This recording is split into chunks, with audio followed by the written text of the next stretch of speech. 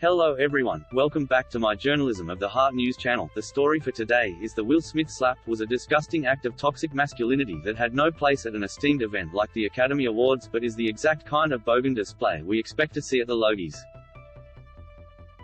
Nay, not expect, demand. Australian television's Night of Nights returns in June after a 2-year pandemic-imposed hiatus, and it's a pimple that's ready to burst.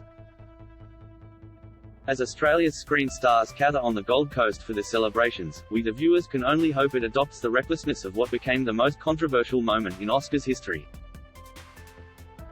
Will Smith marching up on stage at this week's ceremony and slapping Chris Rock for making a throwaway joke about his wife, Jada Pinkett Smith, had big Logies energy.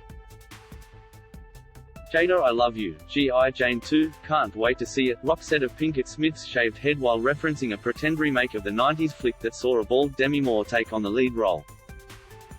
Some people have defended Smith's aggressive reaction, saying Jada has spoken publicly about suffering from alopecia. Love will make you do crazy things, Smith said in his speech while accepting the Best Actor gong for his role in King Richard, just moments after dishing out the walloping.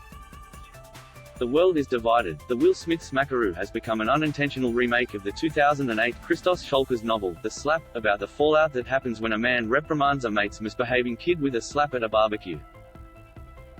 Of course, Hollywood had to put its own glam spin on the original source material. A suburban barbecue? Boring. Change the setting to the Academy Awards. And instead of a naughty kid, make it Chris Rock. Anyway, now the line has been crossed, it sets the stage for other slappers. That's what happens with things like this. It's never just an isolated incident. Prepare to see more copycat slappers, like at the Logies. The Australian Emmys, snort asterisk, has always been tasteless, so people getting drunk and slapping each other would really not be out of place.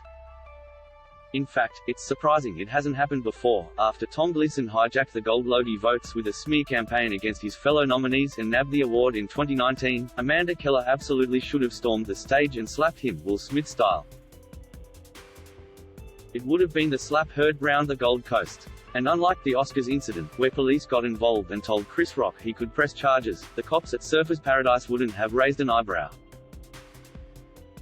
Drunk people slapping each on the Gold Coast? That's all in a day. If anyone even tried to report a Logies slap, the cops would just shrug and say, and. In fact, because the award show's 2-year hiatus has allowed Tom Gleeson to hold onto the Gold Logie title for an extended run, Amanda Keller would still be well within her rights to slap him at the June ceremony. A retroactive slap, stars slapping people is very old Hollywood diva behavior. Faye Dunaway is famous for allegedly doling out slaps to people she can't stand. My first day on the set, she slapped me, Rutanya Alder, who appeared with the screen icon in the 1981 movie Mummy Dearest, told the New York Post. Broadway wig designer Paul Huntley, who worked with Dunaway on a 1996 tour, also witnessed her fondness for whacking. Faye didn't like how the hairpins were being presented and she slapped my assistant's hand, he said. The assistant was horrified and did not know what to do. In 2019, Dunaway was fired from the Broadway-bound play T-At-5 for allegedly slapping a crew member. Slapping in Hollywood is nothing new, and it's great to see Faye passing the torch onto Will Smith. It's a weird mentor-protege pairing, but we'll accept it pretty soon. Slapping people will just become a part of our everyday lives. All trends trickle down from Hollywood and into society. Ugg boots, Botox, now, slapping. There's a guy at my coffee shop who hums. He needs to be slapped. I also want to slap the Coles attendant who always stands in everyone's way at the self-serve checkouts.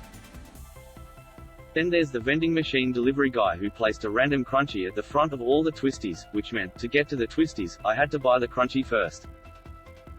The more I think about it, the angrier I get. I should lurk in the shadows of my office kitchenette and wait until that ridiculous delivery driver arrives with the next stock refill.